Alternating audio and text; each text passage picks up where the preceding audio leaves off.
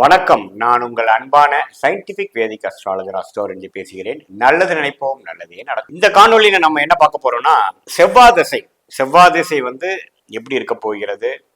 செவ்வாய் திசை உங்களுக்கு நடந்துட்டு இருந்ததுன்னா அது உங்களுக்கு கோடி கோடியா கொட்ட போகிறதா? நல்ல ராஜயோகத்தை கொடுக்க போகிறதா? வாழ்க்கையில மேலும் மேலும் ஜெயிக்க போகுதா? படிக்கிற வயசுல இருக்கிறவங்களுக்கு நல்லா படிக்க முடிகிறதா? அந்த வயசுக்கு ஏற்ற விஷயத்துல நல்ல ஒரு அருமையான சாதகமான பலனை கொடுக்க போகிறதா அல்லது சாதகமற்ற பலனை கொடுக்க போகிறதா? அது உங்களுக்கு நீங்க என்ன லக்னம் பொறுத்து நம்ம இந்த வீடியோல நல்லா பார்க்க போறோம்.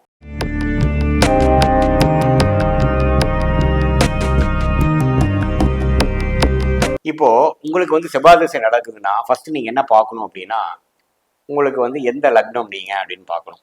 கடக லக்னம், சிம்ம லக்னம், தனுசு லக்னம், மீன லக்னம், இந்த 4 லக்னத்துக்கு செவ்வாய் ராஜயோகத்தை கொடுக்கக்கூடியவராக வருகிறார். நல்ல பலனை கொடுக்க போகிறார் வரார்.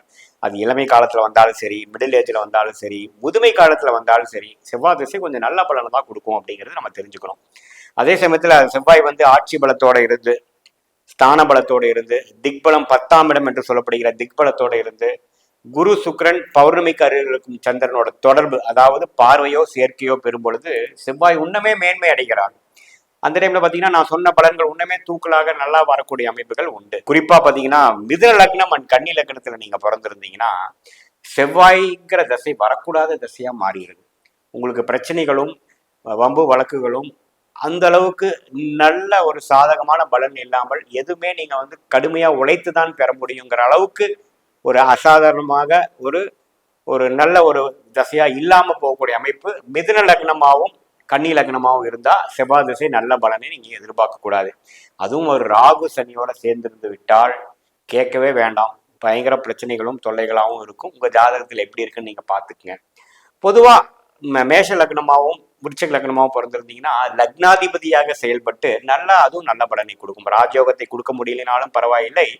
மிதுன லக்னம் கன்னி லக்னத்துக்கு அளவுக்கு மோசமான பலனை கண்டிப்பாக கொடுக்காது. என்னதான் இருந்தாலும் அவர் லக்னாதிபதி ஜாதகரை மேம்படுத்தி இந்த உலகத்துல கொஞ்சம் எஸ்டாப்ளிஷ் பண்ணி வேலை கிடைக்காதவங்களுக்கு வேலை கொடுக்குற மாதிரியும், தொழில் இல்லாதவங்களுக்கு தொழில் கொடுக்குற மாதிரியும், படிக்கிறவங்களுக்கு ஒரு பட்டப்படிப்பு கொடுக்குற மாதிரியும், அது மாதிரி ஒரு போஸ்டிங் கொடுக்குற மாதிரி, ஒரு அங்கீகாரம் கொடுக்கிற மாதிரி ஒரு நல்ல விஷயத்தை கொடுக்கக்கூடிய திசையாதான் செவ்வாய் திசை வருவார்.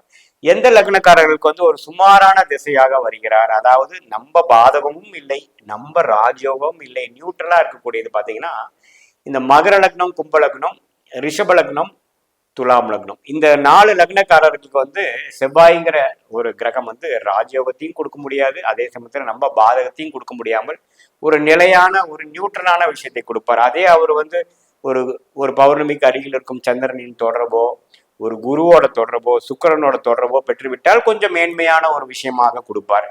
அதே ராகு சனியோட சேர்ந்து விட்டால், செவ்வாயோட சேர்ந்தா தப்பு இல்லை, ராகு சனியோட சேர்ந்துட்டால் கொஞ்சம் சாதகம் இல்லாத பலனை கொடுத்து ஒரு வரக்கூடாத தசை எப்படி இருக்கணுமோ அந்த அளவுக்கு கொடுத்து படுத்திடுவார் அப்படிங்கிறதான் உண்மை.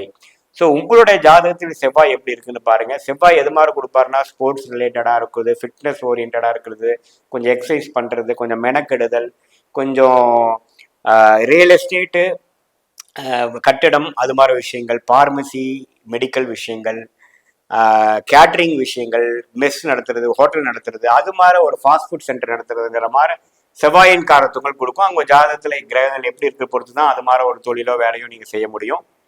இதுதான் செவ்வாயோட விஷயம். உங்களுக்கு செவ்வாய் திசை நடந்தா நீங்க என்ன லக்னமா இருக்கு, உங்களோட ஜாதகத்துல செவ்வாய் என்ன எத்தகைய ஸ்தான பலம், எத்தகைய திக்பலம், எத்தகைய திருக்பலம் பெறுகிறார் என்பதை பார்த்து நீங்களே முடிவு பண்ணிக்கலாம்.